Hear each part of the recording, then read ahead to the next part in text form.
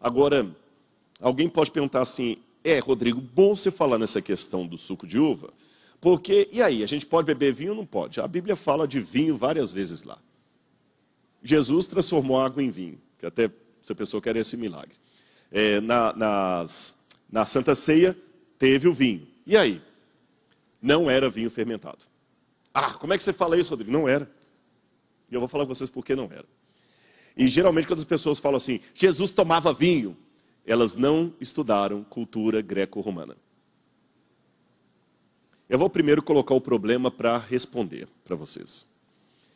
O vinho, a uva pura, só dá uma vez por ano. Eu não sei o mês que a uva dá no Brasil, no Oriente Médio é em setembro. Eu não sei quando as parreiras, tem alguém da área de agricultura que sabe me responder, no Oriente Médio é setembro. Aqui no Brasil, eu não sei que época que... É janeiro?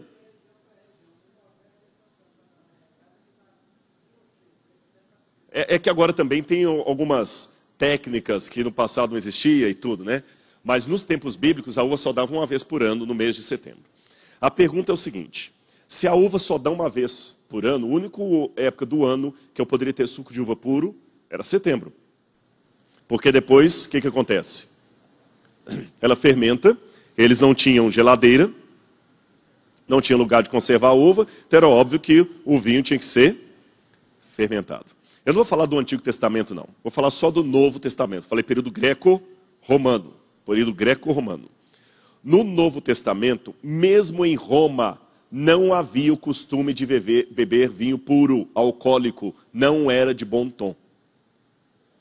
Eu não quero dizer com isso que não havia pessoas que não consumiam vinho alcoólico. Havia. Por exemplo, nas festas de Baco, deus do vinho, as pessoas se embriagavam. Mas como é que funcionava isso na sociedade greco-romana? O vinho alcoólico podia até ser usado, mas não era uma coisa que as pessoas aceitassem, achassem de bom tom ou batessem palma para aquilo. É como, por exemplo, a droga. A nossa sociedade tem uso de drogas, sim ou não? Sim. Mas se daqui a 2000 anos alguém falar o seguinte, não, na época lá do pastor Isaías, lá em Brasília, as drogas eram um uso normal das pessoas, não era normal. Não era. Mas como é que a gente lê nos relatos da época que um rapaz foi apanhado com droga na escola? Era uma situação ilegal, atípica, que a sociedade não aceitava. De modo normal, as pessoas não tomavam vinho alcoólico. E vou mais além. Estou falando de Roma. As pessoas não gostavam nem do gosto do vinho alcoólico.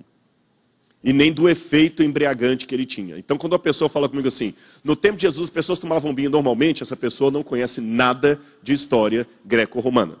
Está querendo argumento para eu beber vinho hoje. O vinho funcionava da seguinte maneira. Eles tiravam o suco de uva puro, tomavam, davam para as crianças, e eles pegavam uva passa, guardavam a uva passa e faziam vinho o resto do ano de uva passa. Na verdade, era mais um suco de uva passa.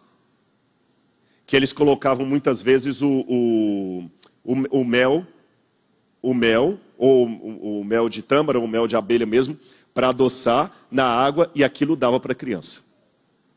E o vinho alcoólico, qual era o papel dele? Apenas um.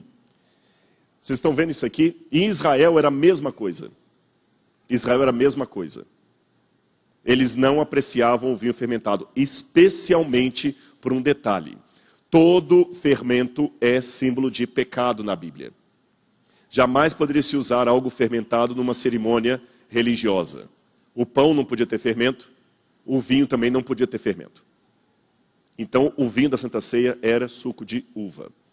E o vinho fermentado, para que eles usavam, Rodrigo? E quando Paulo falou para Timóteo, toma um pouco de vinho por causa das suas dores de estômago. Não, tem algum médico aqui, alguém da área de saúde? Não tem?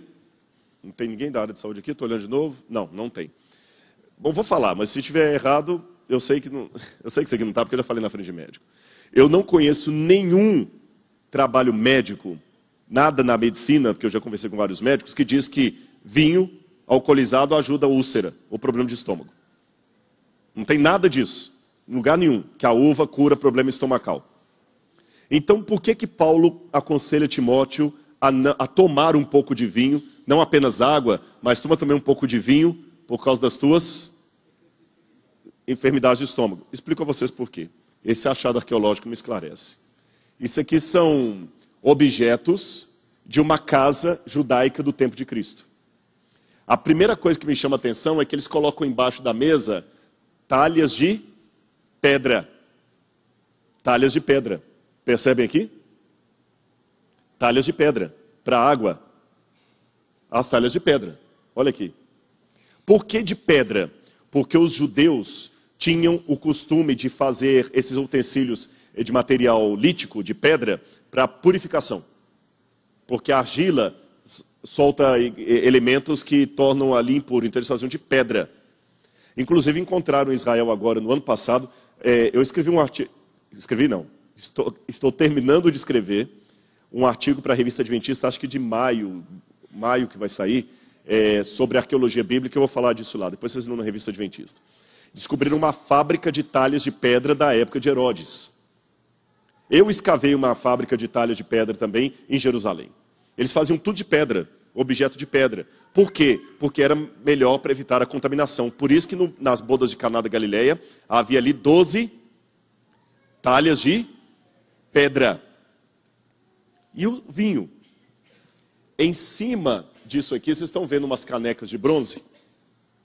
Em cima da mesa? Eles colocavam, geralmente, essas canecas de bronze, vinho alcoólico. Aí o que eles faziam? Quando eles queriam beber água, eles pegavam um pouco daquele vinho alcoólico, jogavam na água, misturavam, mas um pouco, é coisa de menos de 3%. 2%, a proporção é 98% de água para 2% de vinho alcoólico. Jogavam aquele vinho alcoólico ali, misturavam, deduzem por quê? Purificar a água de contaminações. Eles não conheciam na época greco-romana os sistemas de filtragem que nós temos hoje, mas eles já tinham a consciência que a água fazia mal. O sistema de ferver a água também não era conhecido na ocasião. Então a água fazia as pessoas passarem mal. A água não tinha as contaminações que tem hoje, mas também não era água talvez tão mineral. A água também tinha contaminações, coliformes fecais, ela podia ir em contato com coisas da terra. Então, quando eles jogavam uma média de 2%, 1 ou 2% de vinho ali na água, o álcool purificava aquela água e você tomava aquela água ali, tranquila, livre de germes e bactérias. Entenderam ou não o sistema? Então, por isso que Paulo fala com Timóteo, não toma só água não, põe um pouco de vinho também.